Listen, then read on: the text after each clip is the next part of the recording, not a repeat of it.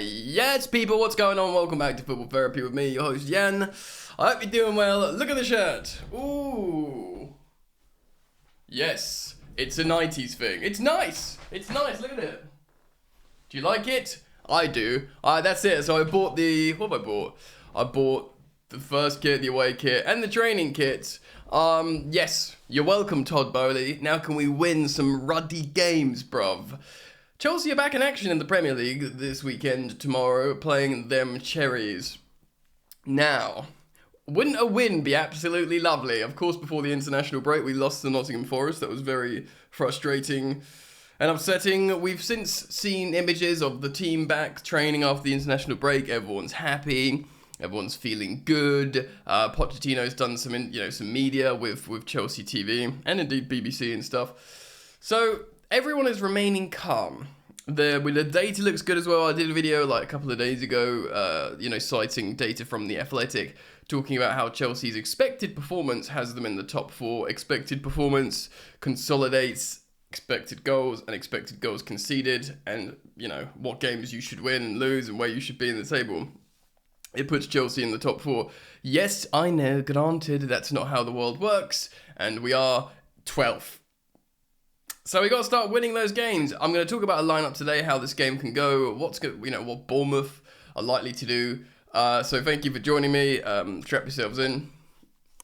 Thank you for liking and subscribing. And let's get into it, friends. Before I show you my lineup that I've built and how hopefully we can play, yes, I'm just saying now, I think Chilwell's going to start on left wing, because Pochettino's spoken about this. He's spoken about, he creates loads of chances on the left wing, almost like he was coming out on the defensive about Chilwell playing in the front 4. Now, I don't want him to play in the front 4, and almost certainly neither do you guys. Like, we all want him to play at left back. We've seen him play really well at left back. I know, it's not like Mudryk's the obvious start at the moment, and clearly Pochettino is seeing something or not seeing something in Mudryk that he's not ready to start him just yet. I haven't written him off or anything. I feel like that's just where he is at the moment. Maybe Ian Maatsen could play there, of course. You could move Sterling over and play Madueke on the right wing. I just want to let you know before you look at my lineup, spoiler, Chilwell's at left wing. I'm not choosing him at left wing. This is what I think is going to happen. Some elements is what I'm hoping to happen. The rest is just what I'm prepared for to happen. So context is key when I show you this lineup. And then we're also going to look at not Brighton. God, not Brighton. I've got PTSD. Bournemouth a little bit as well. So let's move over to the lineup.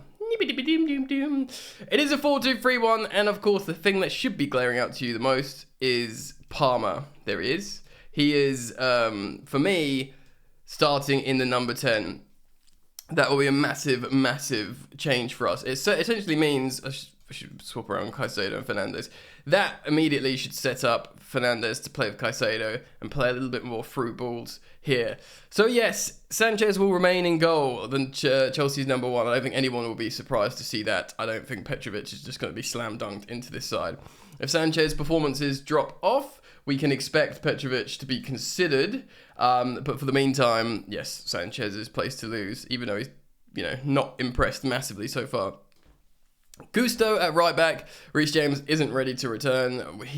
In the words of Pochettino, he should be ready before the next international break, which is frustrating. But Gusto's good.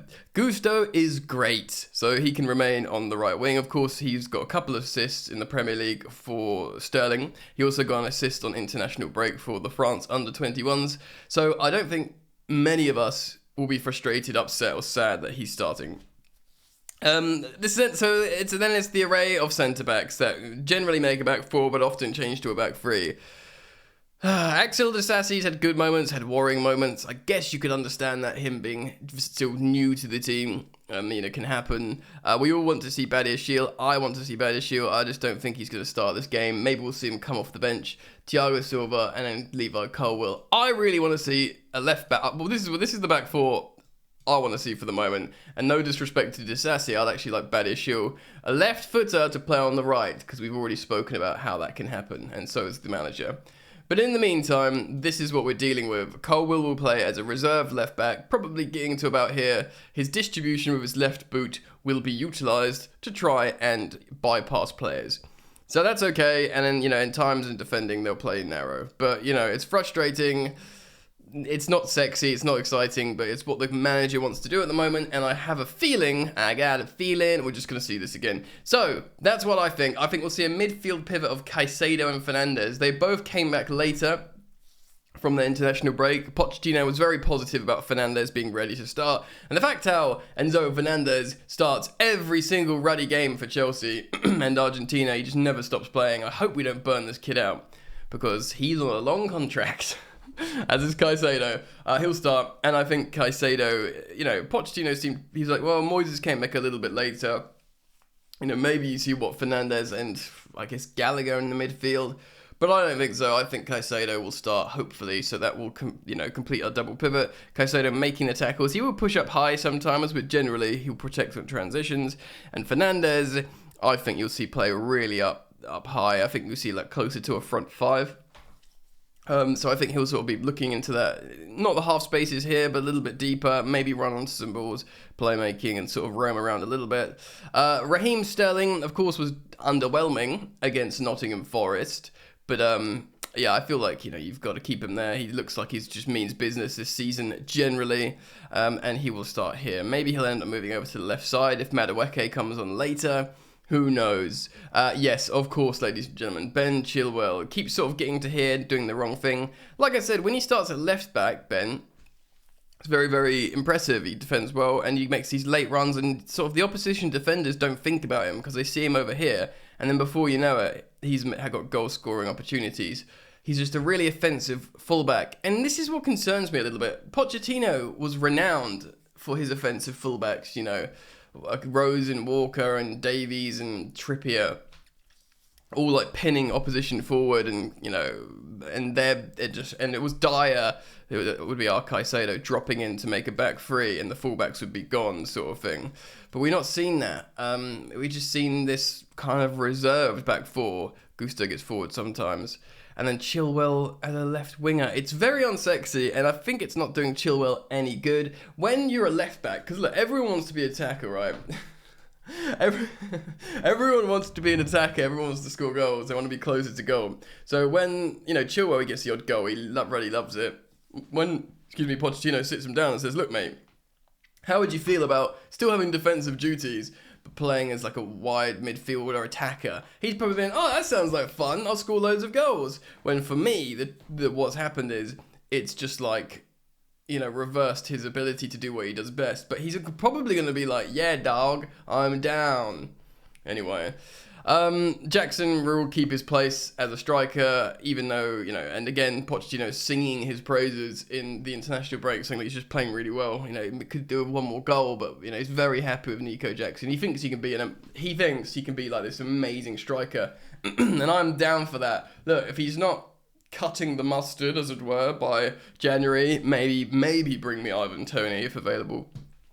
But in the meantime, he's got high hopes for him. He's got a goal. He's generally looked very pokey. And this is an opportunity for him to continue his good form. And a big inclusion, of course, is Cole Palmer.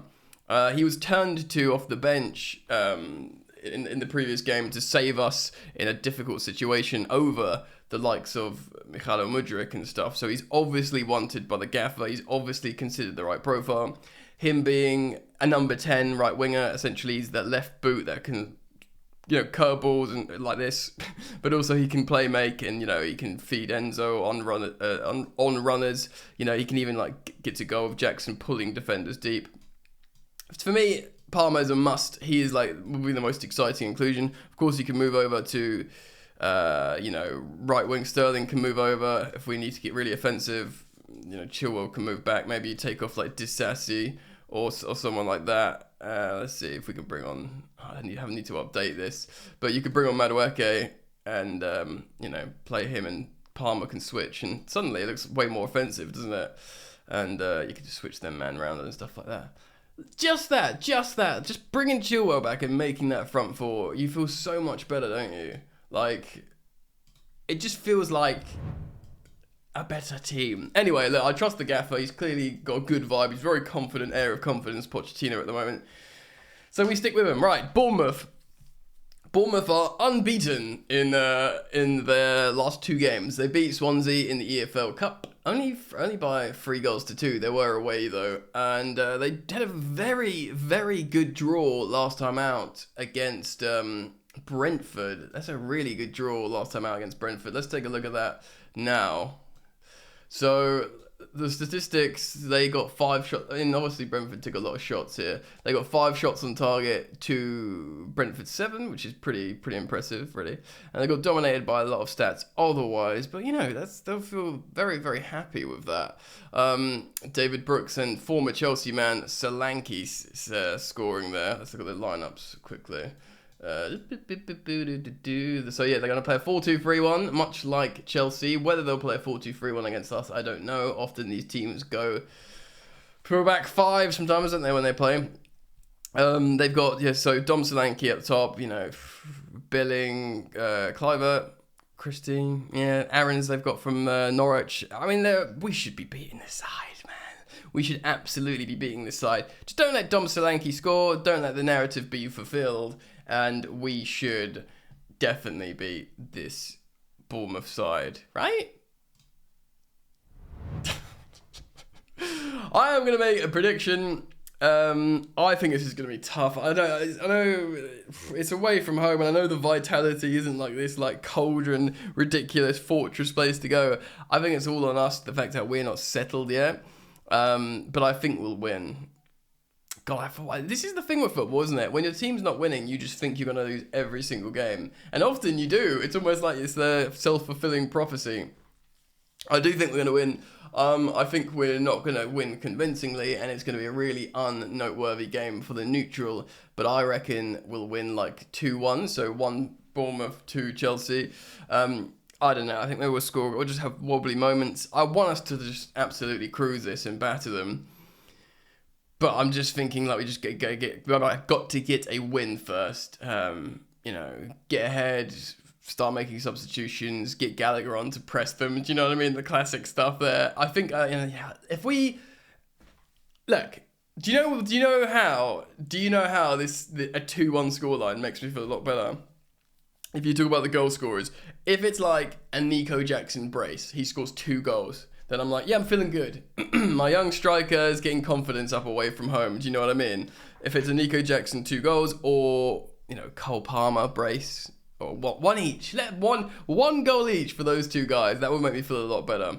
So, and then I don't know, in terms of conceding, just away from home at the moment, not looking so confident. I can just see us conceding, to be honest. So I'll take 3 points. Let me know what you think. What are your score predictions? Who do you think is going to play? And how the game's going to go. I will do a match review. I'm going to call the series Complete Breakdown, because I think it's quite a funny name, because it's like Jan's Complete Breakdown, which is very apt for Chelsea, isn't it? It makes us have a breakdown. So, I will look forward to your comments. Thank you for liking and subscribing. If you are interested in non-Chelsea content, I upload daily on Football Yannick, the sister channel. All right, mate. Thank you. Thanks very much, and I'll see you in a bit then. Peace.